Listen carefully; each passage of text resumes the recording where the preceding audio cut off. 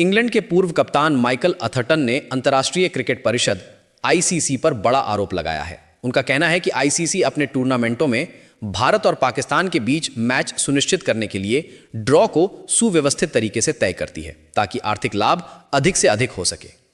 The times में लिखे अपने एक कॉलम में अथर्टन ने कहा कि यह सब आर्थिक जरूरतों और व्यावसायिक हितों के तहत किया जा रहा है। उन्होंने यहां तक कहा कि अब समय आ गया है कि भारत और पाकिस्तान के बीच क्रिकेट को पूरी तरह से बंद कर दिया जाए, क्योंकि ये खेल अब तनाव और दुष्प्रचार का माध्यम बन चुका है।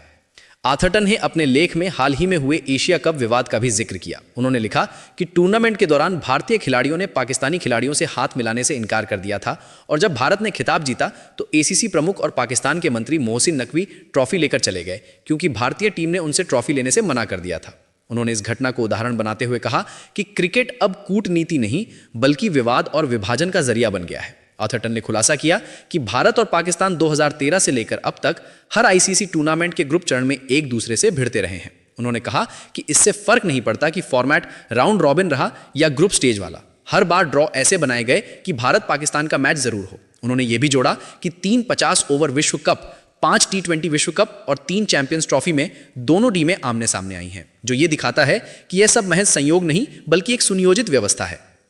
अथर्टन ने अपने लेख में यह भी कहा कि भारत पाकिस्तान मैचों के कारण आईसीसी टूर्नामेंटों के प्रसारण अधिकारों की कीमत आसमान छू रही है। उन्होंने लिखा कि कम द्विपक्षीय मुकाबलों की वजह से यह मैच आर्थिक रूप से बेहद अहम हो गया है। यही कारण है कि 2023-27 चक्र के प्रसारण अधिकार लगभग $3 अरब में बेचे गए।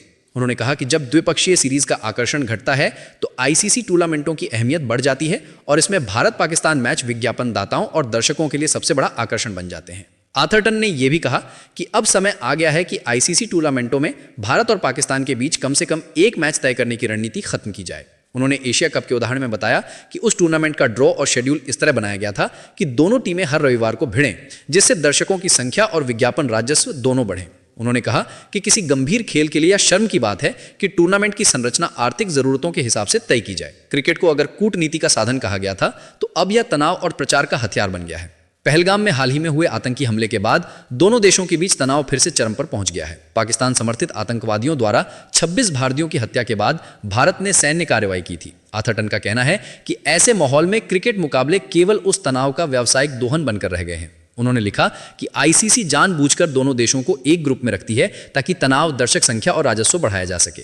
2008 के मुंबई आतंकी हमले के बाद से भारत और पाकिस्तान के बीच कोई द्विपक्षीय क्रिकेट सीरीज नहीं हुई है। भारत सरकार ने हाल ही में यह नीति बनाई है कि दोनों देशों के बीच तटस्थ स्थानों पर भी सीरीज नहीं खेली जाएगी।